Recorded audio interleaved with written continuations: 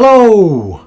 My name's Matty and welcome to a new Let's Play series of Final Fantasy XIV. This series I'm planning on going through every single dungeon in the game, of which there are many. My last count I think there was about 76 dungeons, so this series is going to go on for a while. As a bit of a warning, please be aware that this is not considered a guide. I'm mostly just doing this for fun. I will of course give tips and tricks along the way, but mistakes will happen. Chances are I'm going to get into dungeons and can't remember what I'm doing and will most likely die. But without further ado, let's make a start on this series. So you're probably wondering what the little white box in the corner is for. That is mostly just to hide the chat. I didn't want to get in any trouble for having people included in videos that didn't want to be, so that's just for my own protection, and so nobody can come back at me and say that they were in a video and didn't want to be. So the names are all going to be initials and the chat will be hidden.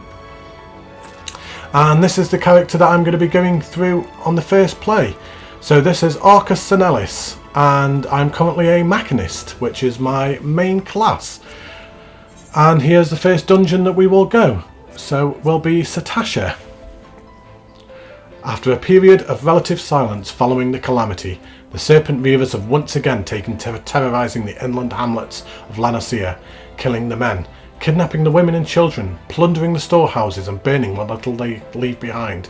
For years it was not known how the pirates were able to raid areas so far from the coast, until a local shepherd sighted a band of painted ruffians entering the Sastasha sea grot, carrying large quantities of sacks and crates. Could it be that there is more than meets the eye? And this is a level 15 dungeon. The very first dungeon in the game, extremely easy. And it is in La Noscea. It is in Western La Noscea, which I couldn't remember straight off the bat, so I'm just here trying to remember where it is. And then eventually remembered it is in Western La Noscea. So off we go to go over there. So every video I will go as a different class. I have got all the classes up to level 80. So each dungeon we will go through as a different job. I can't remember some of the jobs, so that's going to be entertaining as I go through them. I might try and choose my worst jobs for the lower dungeons, so there's fewer skills to use. Maybe a problem when I hit level 80 dungeons though, but we're way off that, so we're fine. So here we are on my mount, just going to the Sastasha dungeon, or the Noodle Mount for all intents and purposes.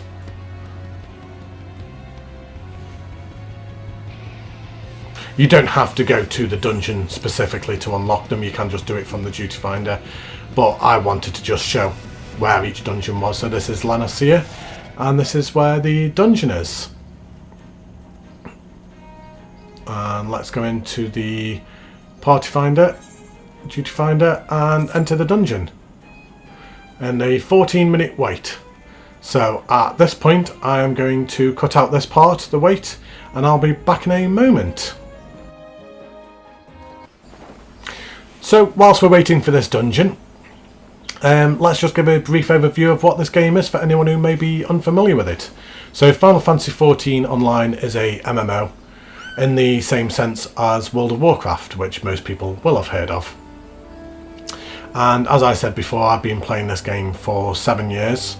I think I've got a total playtime of, I think it's around 200 days in total. It's a long time.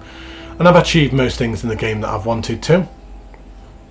And this is Arcus Senelis, my very first character I ever created. And let's have a look through the other jobs as well. So we've got a paladin, a warrior, a tank and a gunbreaker, which are all tanks. A white mage, a scholar and an astrologian, which are all healers. A monk, a dragoon, a ninja and a samurai, which are all your melee DPS. DPS standing for damage per second. Then you've got your bard, machinist and dancer, which are your range DPS. And then you've got black mage, summoner and red mage, which are your caster DPS. And then blue mage at the bottom, which is just a special job. And then you've got all these crafters and then your gatherers as well. So let's just have a look through at the ones I've got. So this is my paladin tank. Looking very fancy in black with the shiny sword and shield. And then my warrior, who uses an axe. And then my dark knight, who uses a great two-handed sword. Nice glowy sword. I like that sword. And then my gunbreaker, who has a gun similar to a Squall from Final Fantasy VIII, so the gun actually shoots. And then you've got your white mage, your basic healer using a staff. Your scholar, your healer who uses a book. And your astrologian who uses a... I don't know what you would even call that. An orb. We'll call it an orb. Then you've got a monk who just punches things. Your dragoon who spends most of his time dead on the floor with a pointy stick. A ninja. Not sure why I'm wearing a suit for that. Don't ask. A samurai who uses a samurai sword, clearly. A bard who uses a bow and arrow, quite clearly. A machinist who uses a gun, and machinist is my main class, and that's the class that we're going to be going through today. A dancer. A black mage caster who uses fire and ice. A summoner who uses pets, uses books and pets. And then your red mage, your jack of all trades, master of none, so does a bit of healing, bit of DPS. And then blue mage, which is the speciality job, that's completely separate and you can't really go into dungeons with that. And each episode I will just give a brief overview of what the classes do. So the machinist is a ranged DPS who uses the gun and turrets, and at level 80 you also get a giant robot as well that actually comes in to fight with you as well. And I apologise if you keep hearing notifications in the background. I will actually mute them in a second. I'm aware that they can be a bit annoying. But without further ado, let's take another break and wait for this dungeon to pop. I'll speak to you in a second. And there we go, our duty has popped. So without further ado, let's go and enter our first dungeon. Episode 1, Dungeon 1, Sastasha.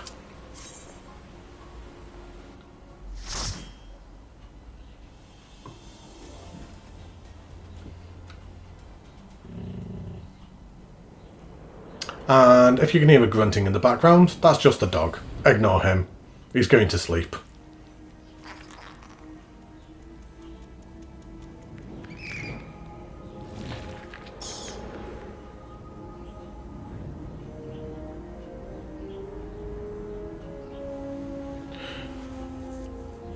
So the first few dungeons can be a bit dark and dingy.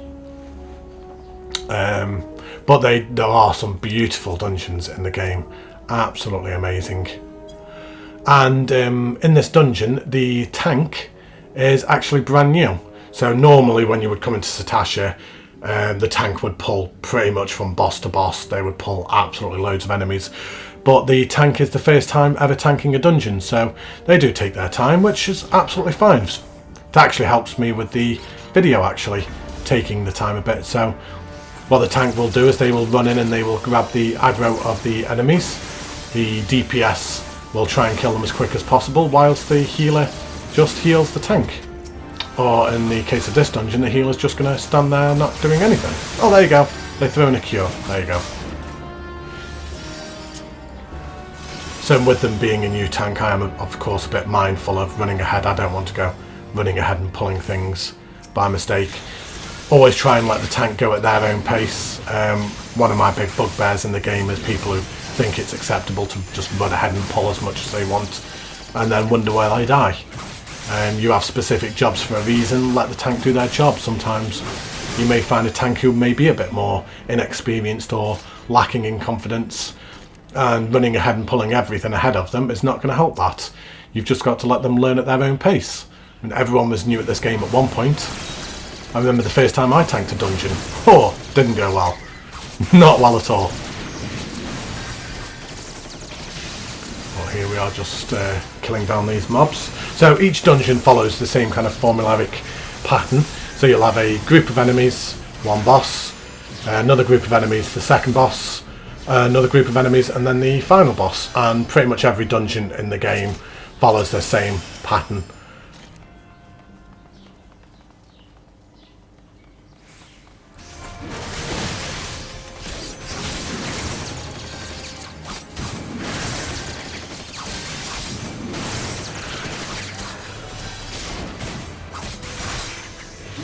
But with this being a low-level dungeon, a level 15 dungeon, my skill set is extremely limited. That move that I keep using there is just to help everyone run quicker.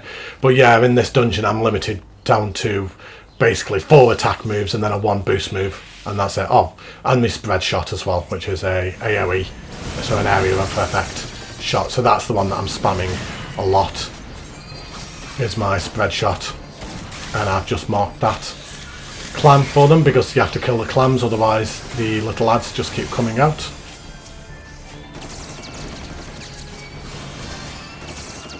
But as you progress through the dungeons and as we get through later in the series, more and more skills will unlock to the point where the entire hotbar will be used. And as I just stated before, this is the point now where people start running ahead and leaving the tank behind. Which is not okay, especially given the fact that it was his first ever dungeon. He's not sure what he's doing, so I actually just take a quick stop and politely ask them to stop running ahead and let the tank do their job. And nobody replied. Sometimes you will get some people who will argue back or get a bit funny with you, but no one actually answered, and they did appear to listen because they stopped running ahead after this. So...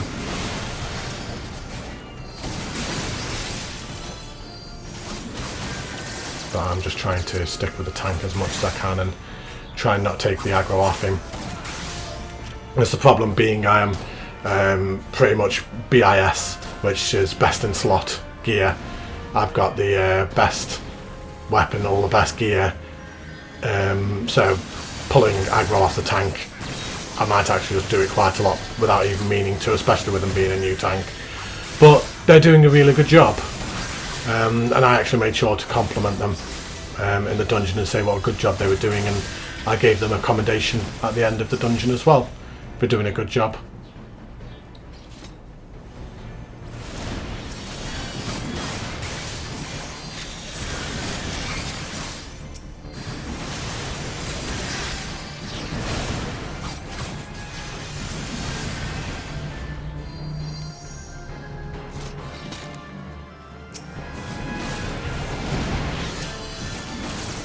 So just clearing out these last few enemies before we move into the first boss room. I say a boss. It's not really a boss, to be honest. At the start of a dungeon you can go off one different direction and read a piece of paper which tells you red, green or blue, and it tells you which trigger to press. Otherwise you just have to guess. So I guessed at red and I was wrong. So it just spawned this little ad. So we'll kill the ad. And let's give blue a try. And there we go. So blue was the right colour. And we're just all standing here waiting for the boss to spawn, forgetting actually that I need to go up and press that button first. So just going to go and touch the switch, and there you go, the first boss of the first dungeon. Like I say, it's not considered a boss really, you just nuke him down, there's nothing to it, there's no tactics. The first few bosses of the first few dungeons, to be honest, until you get later on into A Realm Reborn, there's no tactics to them at all. You pretty much just nuke them down, especially with people being so overgeared.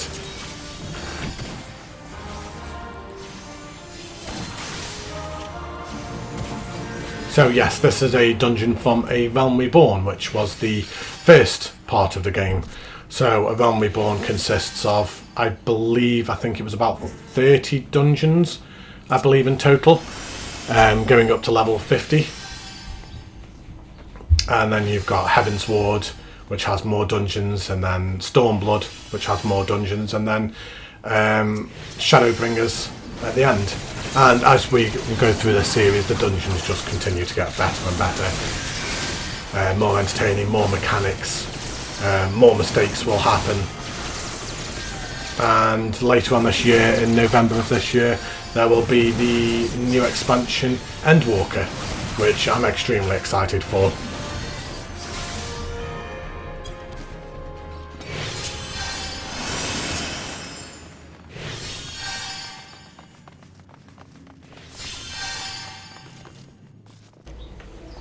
And here we have the second boss.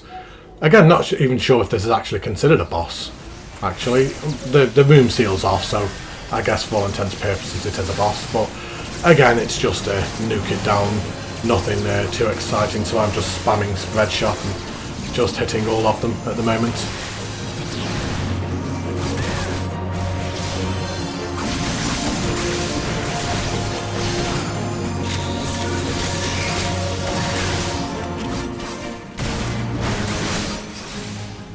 There we go, easy peasy. Nothing to it. Let's make sure we open the treasure coffer so people can get loot. I'm just passing on all the loot because I don't actually need any of it. So I'll use my peloton to allow everyone to run quicker. I just took a quick stop there just to compliment the tank on what a good job he was doing.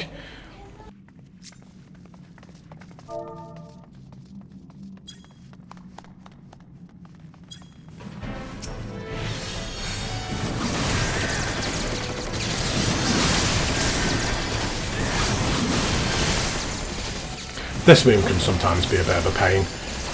When I'm tanking it, I sometimes go a little bit silly. I'll try and pull this entire room, and so, sometimes the healers are okay with it, other times not, and that's my bad. I probably shouldn't. I should make sure that I pull appropriate for the healer. You have to be mindful that it is a team game, and as a tank, if you go running in and pulling absolutely loads, and the healer can't keep up, you are going to wipe, because the DPS just can't take the same level of damage as what a tank can. So this ad just drops a key there, so we'll just kill this dog and then pick up the key, and the key will unlock that captain's quarters there. I was going to mark them to show the tank, but you can already see that's where I was going, so we'll just kill these ads outside the door.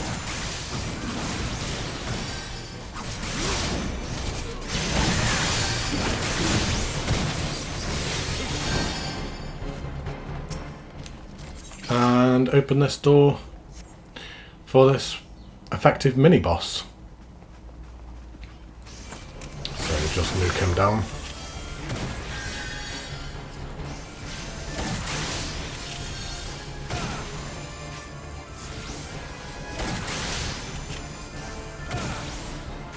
And then he drops a key as well. So we'll pick up the key.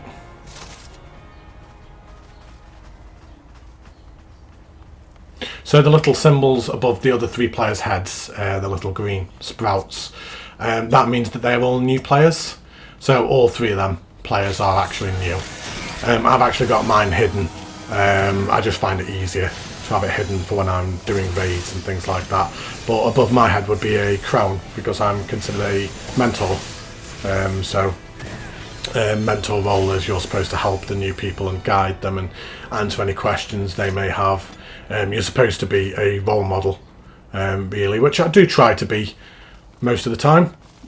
You do find, obviously, people who take advantage of the mentor role and can be quite toxic at times. But my mantra in this game is not toxic, just passionate.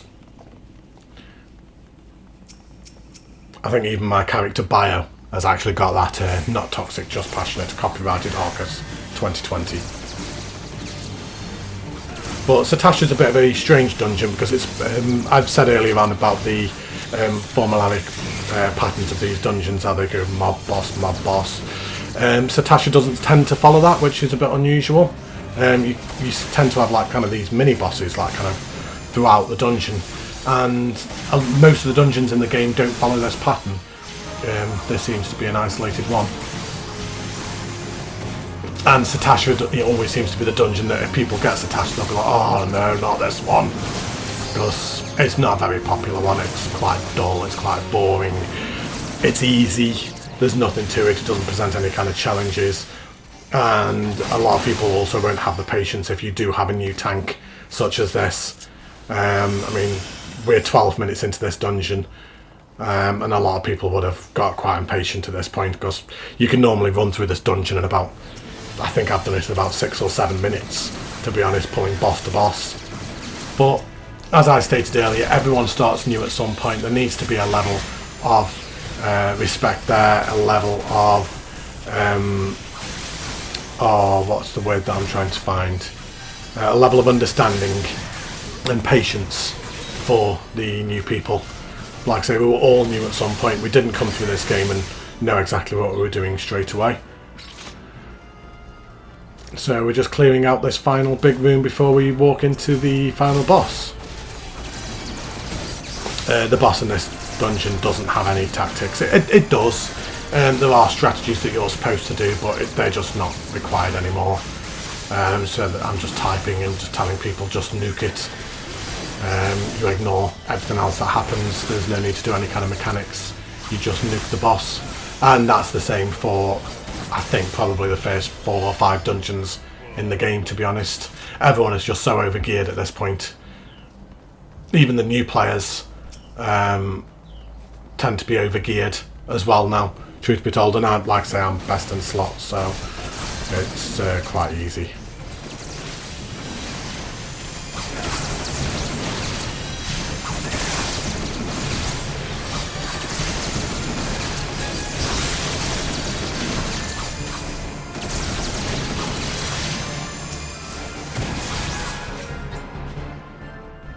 And walking into the final boss now.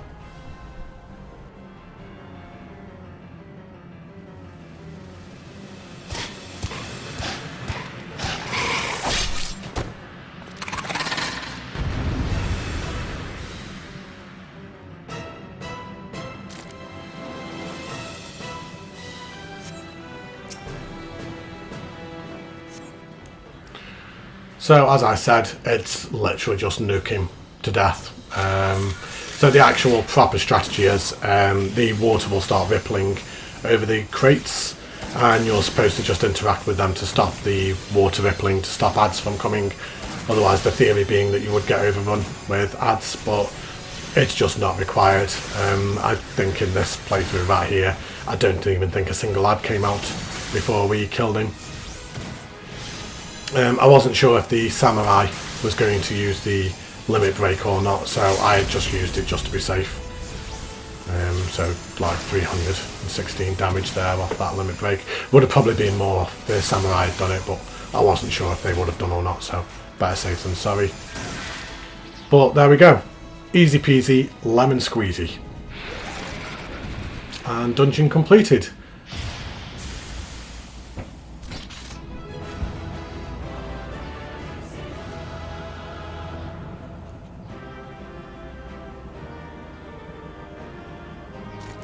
So at the end of the dungeon you can give somebody a commendation, which is what I did. I gave the tank a commendation, and you get a treasure as well at the end as well, which I'll let him go and get. But there we go. So thank you ever so much for watching. I hope you enjoyed the video. I'm actually quite excited for this series, to go through all the dungeons again. But if you did enjoy the video, let me know down below. Leave a like. Don't forget to leave a subscribe if you want to see more, not only Final Fantasy content, but Planet Coaster content as well. Stay safe, look after yourselves, and I will see you soon for the second dungeon. Goodbye!